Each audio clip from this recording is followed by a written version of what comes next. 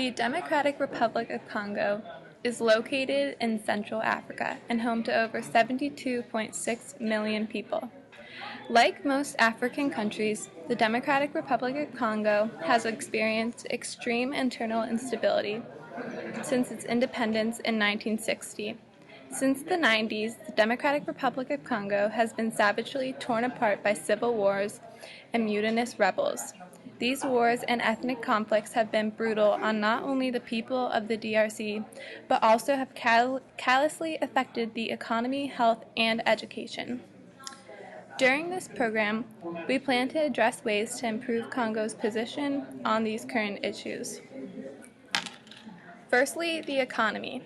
The Democratic Republic of Congo has a GDP of 17.7 billion US dollars. Agriculture contributes 44.2%, services 33.1%, and industry 22.7%. To further and better the economy, the country needs to industrialize. They need to begin to use modern technology that enhances these sectors, contributing to the GDP, and their main focus should be agriculture.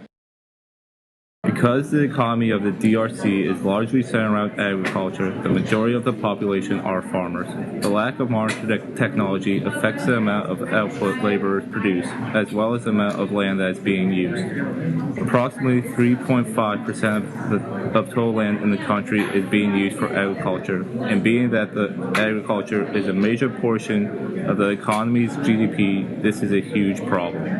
A lot of the land that could potentially be used for agriculture is covered by forests. To turn their economy around, money should be devoted to the likes of agriculture and providing the country with modern farming technology and creating more farming land for greater output through deforestation. With the creation of modern irrigation systems in the rural areas, this would provide more fertile soil, healthier crops, and fresh water to the country's citizens. The improvement of agriculture would not only create more jobs and be profitable for laborers and the country, it would also create lower rates of malnutrition and increase the amount of food available to the people in the country. The Democratic Republic of Congo could potentially cut back on the amount of money that they spend on food exports because they would be producing enough food to feed themselves and the citizens. In regards to education, the Democratic Republic of Congo has a significant portion of the youth population going to school. However, there is a severe decline in participation of both sexes around the age of 14.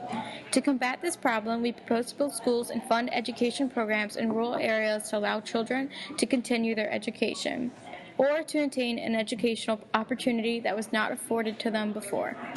To ensure that the youth of the DRC continue their education, we will provide incentives to the children and their families. One incentive program that we plan to install in the Democratic Republic of Congo is offering free meals as well as free education. Because of the scarcity of nutrition in certain rural areas, the free meals will influence parents to be more likely to send their children to school. Another facet of the education system in which we hope to improve is educating the population in the form of specialty schools. To accomplish this task, we are intending to establish specialty schools that focus on agricultural, mining, and other technical skills. These schools will educate the population in proper techniques in regards to agriculture. These programs will promote efficiency as well as proper land care. With an improved education system, the citizens of the Democratic Republic of Congo can become more self-sufficient when it comes to the economy and country as a whole. Improvement in the health sector of the Democratic Republic of Congo is needed as well. One specific area that needs to be addressed is the incredibly high malnutrition rate of 43% of children under 5 in the DRC. The threshold for acute malnutrition, which is the most severe malnutrition, is at 15% and is one of the highest in the world. Currently, the DRC has a total fertility rate over 6 and a maternal mortality rate of 1,100 per 100,000 live births. To decrease these statistics, the answer is directly related to education. The DRC requires more trained healthcare personnel, especially midwives, in order to reduce maternal and infant deaths. One issue that contributes to the deplorable health conditions is the few clinics available to the rural population. One proposal is to construct health clinics in the rural areas. The rural population has a total fertility rate of 7, with the highest rates in the provinces Kasai Oriental and Kasai Occident. In addition to establishing clinics, a system of sending severe cases to an extensive hospital that is available to rural areas is necessary as well to improve the health in the DRC. One vital step that is imperative to decreasing the total fertility rate would be proper education about contraceptives and birth control programs. By lowering the fertility rate, the maternal mortality rate will decline as well because of less births. Additionally, contraceptives lower the rate of transmissions of HIV.